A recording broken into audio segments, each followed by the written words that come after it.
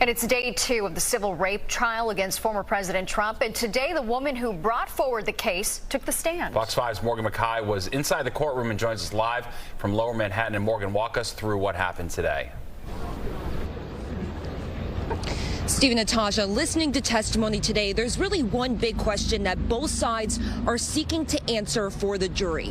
Why now, 30 years later, is writer E Jean Carroll bringing forward this civil suit against former President Donald Trump, alleging that he sexually assaulted her in a department store fitting room?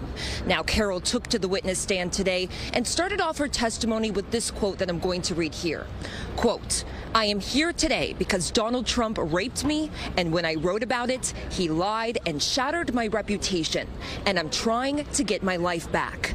Carroll went into great detail about that day, although she had a hard time remembering the year and what month. She says she believes it was the spring of 1996. She said at the time she thought Trump was attractive with a great sense of humor. She was enchanted by him.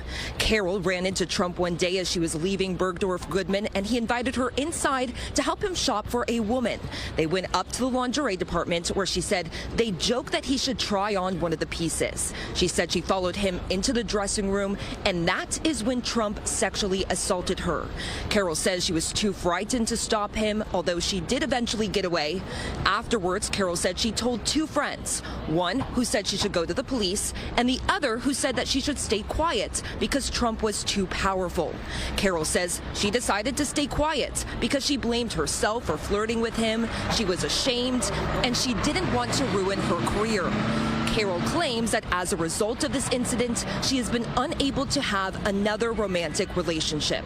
Now, Trump has denied that this ever happened, and Trump's legal team has not gotten a chance yet to cross-examine Carroll or present any evidence. So we don't know what their defense is going to be just yet. But already they've started to highlight a few things.